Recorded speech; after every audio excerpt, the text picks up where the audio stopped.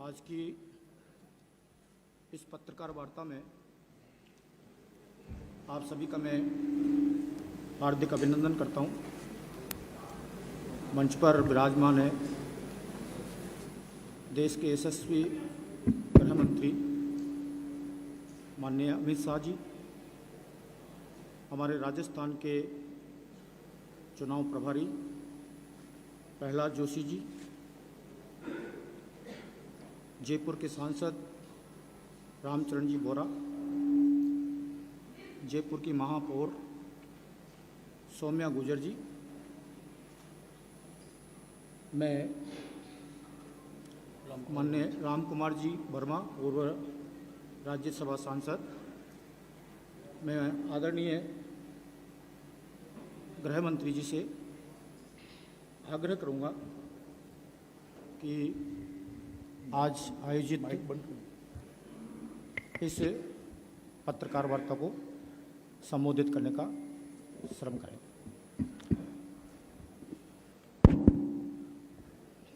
मित्रों, आज की पत्रकार वार्ता में आप सभी का स्वागत है।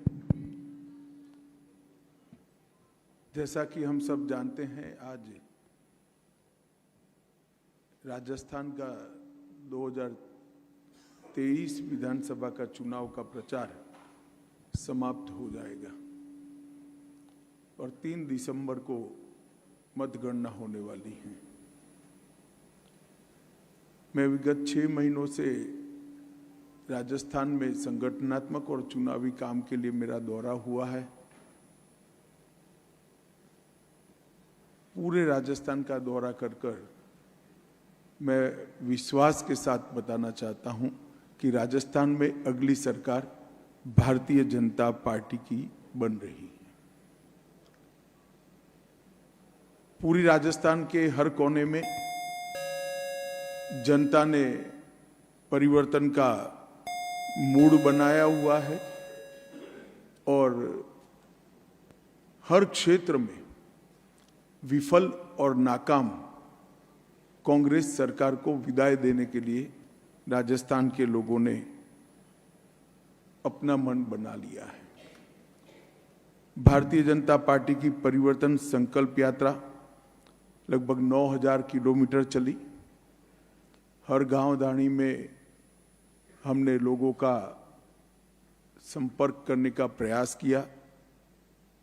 200 विधानसभाओं तक पहुंचे और करीब करीब हमारे चुनाव अभियान में कल रात तक अंदाजन 1 करोड़ से ज्यादा मतदाताओं का संपर्क भारतीय जनता पार्टी के नेताओं और कार्यकर्ताओं के द्वारा किया जा रहा है।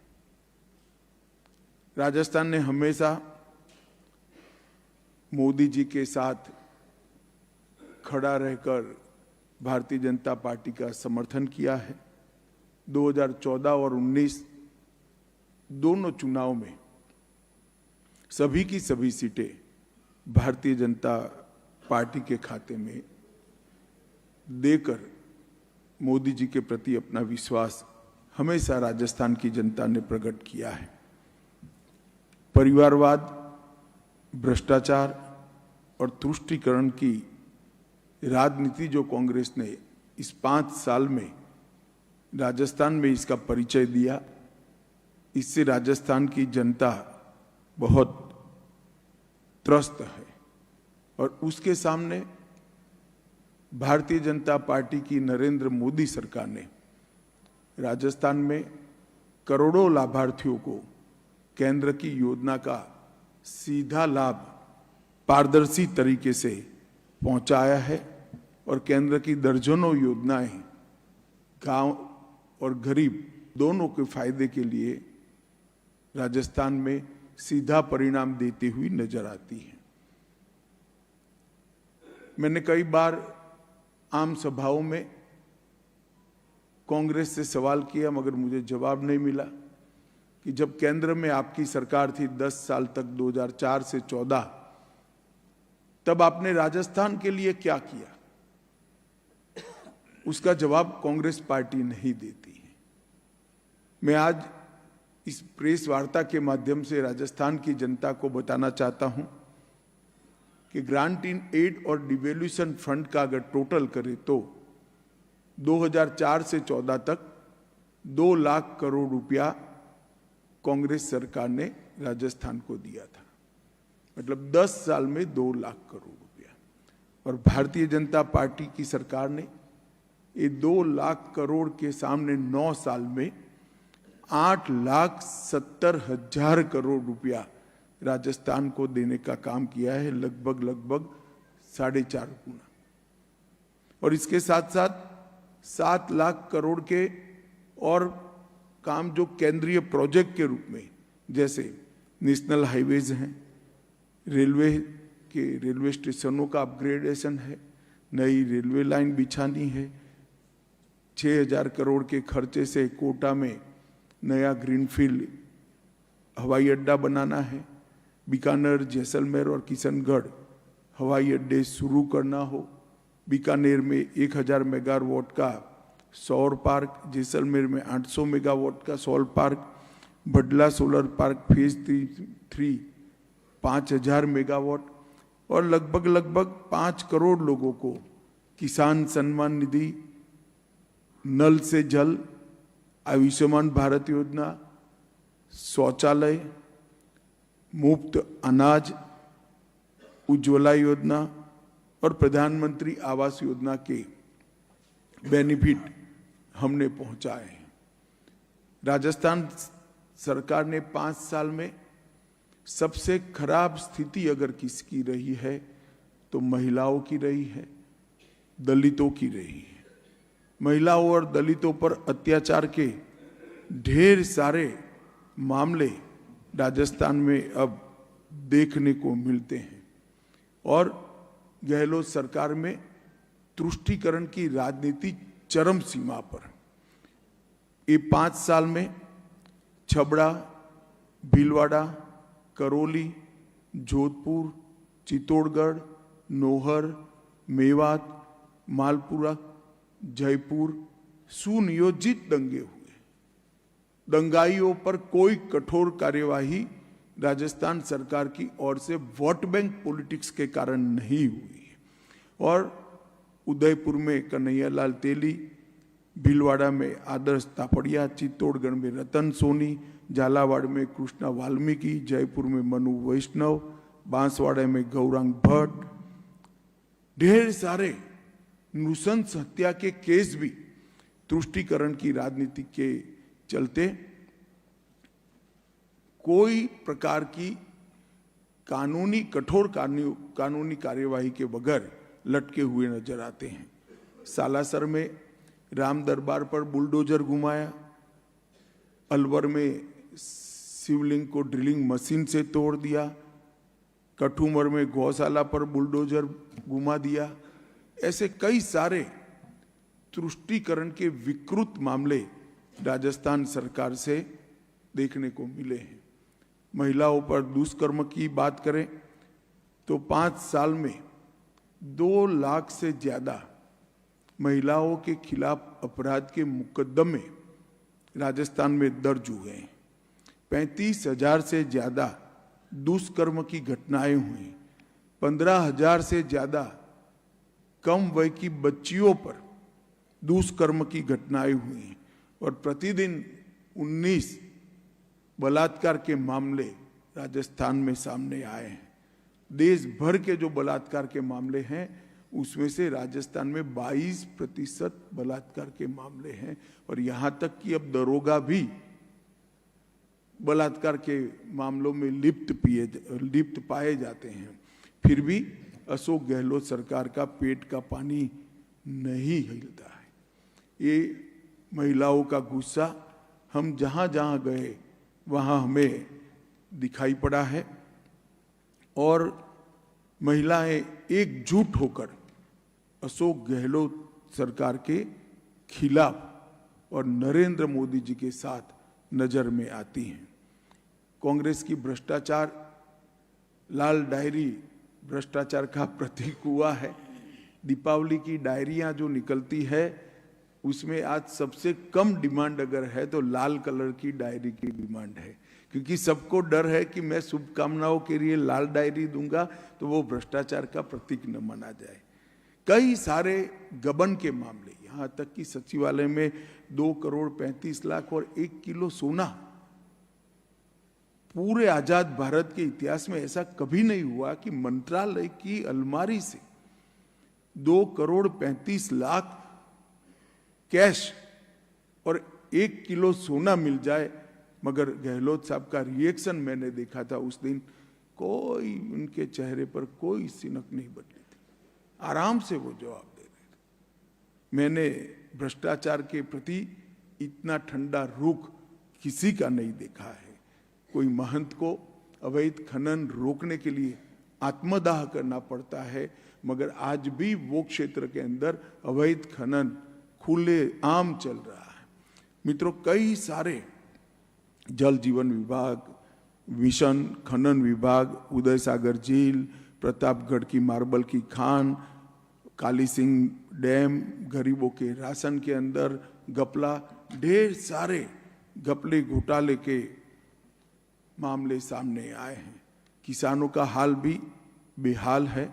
10 दिन में किसानों का कर्ज माफ करने का वादा कर कर आई हुई गहलोत सरकार 5% किसानों का कर्ज भी 5 साल में माफ नहीं कर पाई। लगभग 19,000 से ज्यादा किसानों की भूमि को नीलाम कर दिया है और दर्जनों किसान आत्महत्या कर चुके हैं। पूरे किसान गहलोत सरकार के खिलाफ लामबंद होकर भारतीय जनता पार्टी के साथ खड़े रहते हुए हमने देखा है। भर्तियों में पेपर लीक के मामले एक प्रकार से सारे रिकॉर्ड तोड़ गए। पूरे देश भर में 15 से ज्यादा, 3 साल में 15 से ज्यादा पेपर लीक के मामले कहीं नहीं देखे गए।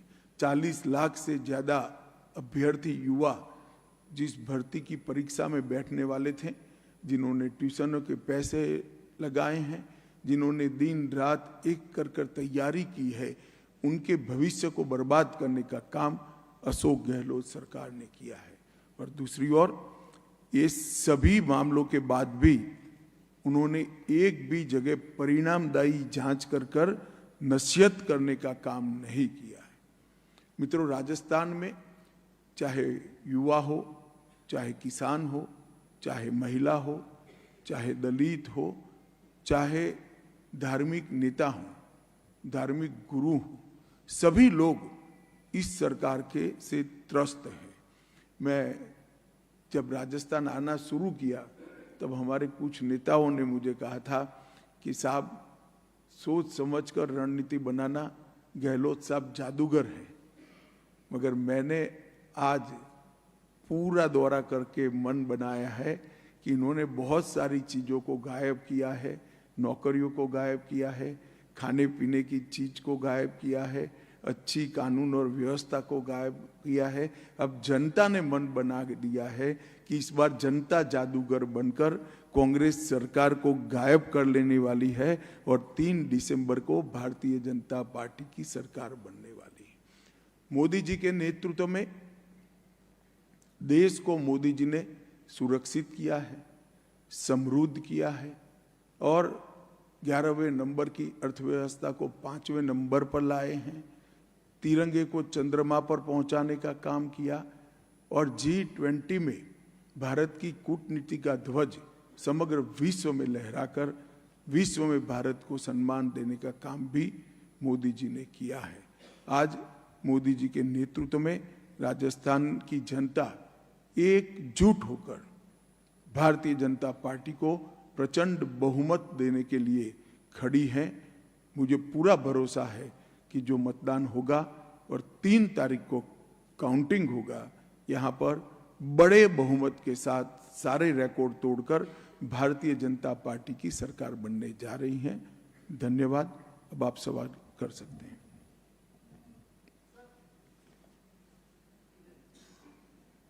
बताओ भाई।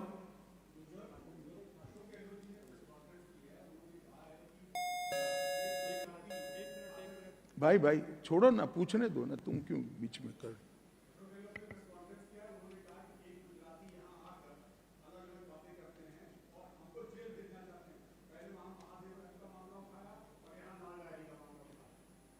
नहीं, इसमें लाल डायरी के कंटेंट के बारे में वो कुछ कहते हैं या नहीं कहते हैं? मुद्दा लाल डायरी का मामला कौन उठा रहा है नहीं है। मैं गहलोत साहब को कहता हूं, लाल डायरी के मुद्दे को तो भाजपा के कार्यकर्ता वाचा दे रहे हैं। सवाल आपसे राजस्थान की जनता कर रही है कि क्या है लाल डायरी में, क्यों डर रहे हैं? आपके एमएलए ने ही इसको बाहर निकाला है, क्या जवाब देना नहीं बनता? ऊपर से सवाल कर रहे हैं।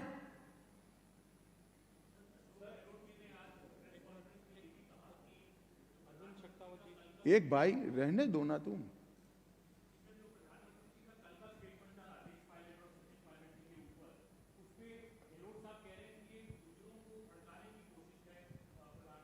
चले साहब, गहलोत साहब का चश्मा ही जाति का है, मैं कुछ नहीं कह सकता, मगर गहलोत साहब सचिन के लिए अच्छा 2 वाक्य बोल दे, इतना मेरा इनसे निवेदन है, अगर बोल सकते हैं तो। गहलोत साहब अब कह रहे हैं कि अमित शाह जी, गहलोत साहब अब कह रहे हैं कि गुजराती आकर यहाँ के राजस्थान में मारवाड़ी को हराना चाहते हैं।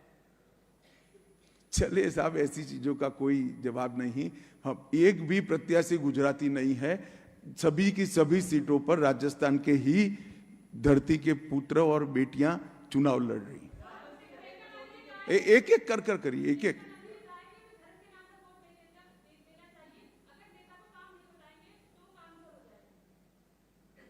मैंने काम का हिसाब उनका दिया है, आपको उनको सवाल करना चाहिए। क्या लग रहा है आपको, गरिमा तार-तार हो रही? देखिए, जब जब भी मोदी जी के लिए अपमानजनक शब्दों का प्रयोग कांग्रेस ने किया, देश की जनता ने, कोई भी राज्य हो, इसका जवाब दिया है। मुझे भरोसा है कि मोदी जी के लिए अपशब्दों का प्रयोग जो राजस्थान में किया गया है, मतदान में राजस्थान की जनता इसका जरूर जवाब देगी।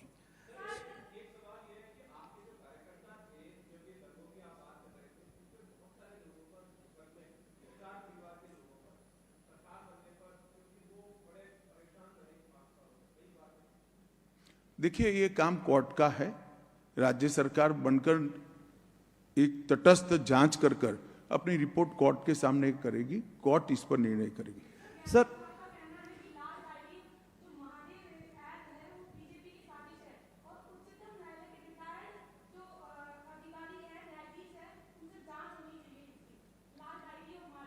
नहीं तो अब तक क्यों जांच नहीं कराया उन्होंने? अगर वो कह रहे बीजेपी की साजिश है तो जांच करा लेते। उनके विधायक ने लाल डायरी बाहर निकाला है, हमने नहीं निकाला है, उनके मंत्री थे। सर, अशोक गहलोत कह रहे हैं कि मैं मार्मिक अपील कर रहा हूं 200 सीटों पर कि मेरे चेहरे पर ही आप वोट करें। क्या समझा जाए कि अशोक गहलोत के साथ बाकी नेता नहीं है या उन्होंने हथियार डाल दिए हैं? देखिए, हमारे लिए तो बहुत अच्छा है कि अशोक गहलोत के चेहरे पर चुनाव हो, बहुत फायदा है सर। हमें सूट करता है। सर, मैं योगेंद्र शर्मा, जन टीवी से। सवाल मेरा सर ये है कि आपने कहा कि प्रचंड बहुमत के साथ भाजपा सरकार में आ रही है, मुख्यमंत्री विधायकों में से कोई होगा या कोई बाहर का होगा? वो बाद में विधायक ही बैठकर तय करेंगे और भारतीय जनता पार्टी के पार्लियामेंट्री बोर्ड को इसका पैनल भेजेंगे, इसके आधार पर हम निर्णय करेंगे। उन्होंने एक सवाल उठाया है कि राजस्थान में बीजेपी के टाइम 22 बार फायरिंग हुई और उसमें 72 गुर्जर मारे गए। वहीं कहा कि मेरे जो शासनकाल में एक बार भी फायरिंग नहीं हुई। देखिए, ऐसा है, मैंने इतनी सारी चीजें गिनाई, इसका जवाब जरा गहलोत साहब का दे दे। इनका चश्मा ही जातिवाद वाला है, परिवारवाद वाला है। उनका एकमात्र एजेंडा वैभव गहलोत को मुख्यमंत्री के रूप में लॉन्च करने का है और कोई नहीं। सर, पिछले 1 साल के दौरान कांग्रेस सरकार ओल्ड पेंशन स्कीम को लेकर लगातार बात उठाती रही है। केंद्र सरकार इस पर कोई विचार रखती है कि ओल्ड पेंशन स्कीम? हमने विचार के लिए एक कमेटी बनाई है, वो कमेटी इस पर काम कर रही है। जैसे ही कमेटी की रिपोर्ट आएगी हम इस पर विचार करेंगे। सर, गारंटियों के लिए अशोक गहलोत कहते हैं कि हमारी गारंटी को जो है प्रधानमंत्री ने कॉपी किया है और अब वो खुद गारंटी दे रहे हैं, जबकि आज जो है 7 गारंटियों की जो उन्होंने ऐड दिया था, चुनाव आयोग ने रोक लगा दी उस पर। देखिए, ऐसा है कि जिस व्यक्ति की खुद की ही गारंटी न हो, इसकी गारंटी पर मतदाता भला क्या विचार करेगा, बताइए। हमने कोई गारंटी करे बगैर, दिए बगैर देश के 60 करोड़ गरीबों के घर में गैस पहुंचाया है, बिजली पहुंचाई है, पानी पहुंचाया है, मुफ्त अनाज पहुंचाया है, 200 करोड़ लोगों को कोरोना का वैक्सीन दिया है, शौचालय पहुंचाया है, और स्वास्थ्य का 5 लाख तक का सारा खर्चा आज सरकार उठा रही है। गारंटी पर किसकी भरोसा करना, वो राजस्थान की जनता अच्छे तरीके से जानती है। गहलोत साहब का खुद का कोई गारंटी नहीं है, वो भला क्या गारंटी दे रहे हैं? सर मुख्यमंत्री अशोक गहलोत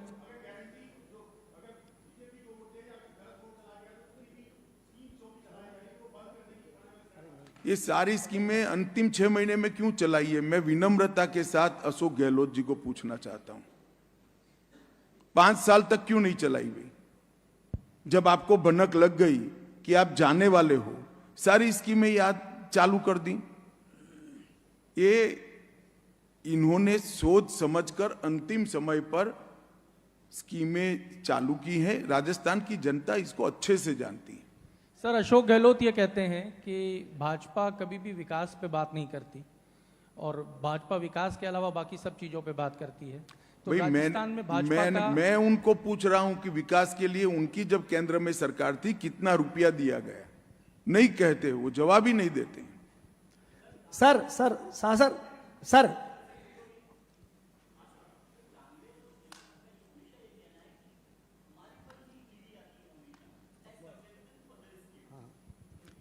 देखिए, ये इनका भ्रष्टाचार को शील्ड करने का एक जवाब है। इस देश में कोर्ट है या नहीं है भाई? अगर गैरकानूनी तरीके से हुआ है तो तुरंत कोर्ट में चला जाना चाहिए। सर कल मोदी का रोड शो था, उसके बाद एक रिएक्शन आया आदर्श नगर विधानसभा से। वहां उम्र दराज चुनाव लड़ रहे थे, उन्होंने कांग्रेस को समर्थन दे दिया। छोड़ो, ऐसे विधानसभा से क्या सवाल? शासन में इसलिए कह रहा हूं, छोड़ो भाई, ऐसे सवाल नहीं होते यार जी। कांग्रेस हो गई बात, आपने एक पूछ लिया ना। सर मुख्यमंत्री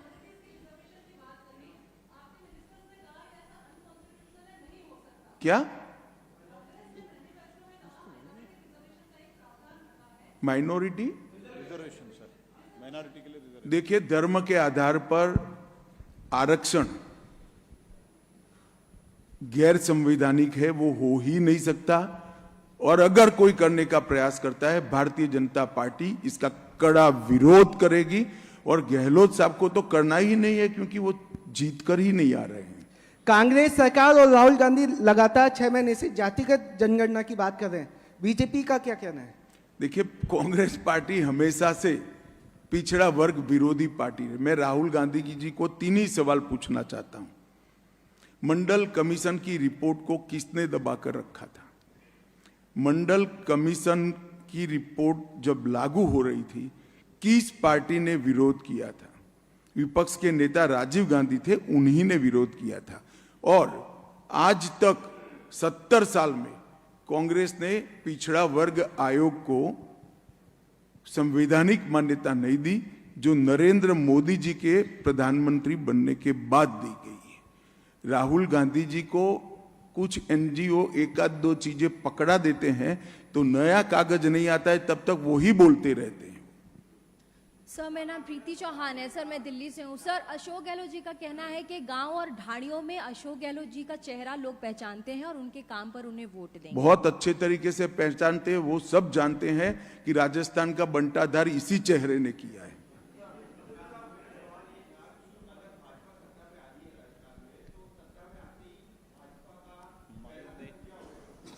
वो तो मुख्यमंत्री जी तय करेंगे ना, मैं नहीं तय कर सकता। हमने हमारा घोषणा पत्र जनता के सामने रखा है। मैं विश्वास दिलाना चाहता हूं कि मोदी जी के नेतृत्व में भारतीय जनता पार्टी ने एक कार्य संस्कृति खड़ी की है कि हम जो संकल्प लोगों के सामने रखते हैं वो हम पूरा करते हैं। चाहे राम मंदिर हो, चाहे धारा 370 हटाना हो, चाहे ट्रिपल तलाक समाप्त करना हो, कठिन से कठिन संकल्प भारतीय जनता पार्टी ने पूरे किए हैं। ये हमारा रिकॉर्ड है।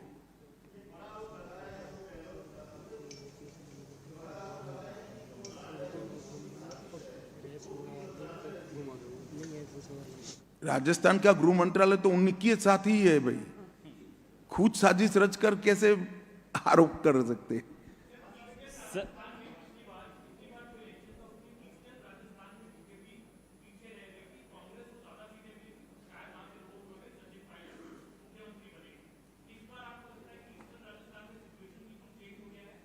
पूरे राजस्थान में सिचुएशन चेंज हो गया है। मेरी बात मानकर चलिए, राजस्थान के हर कोने में कांग्रेस हार रही है और भाजपा जीत रही है। चलिए, आप खींच कर सवाल करते हैं। आप सभी का बहुत बहुत धन्यवाद। नमस्कार।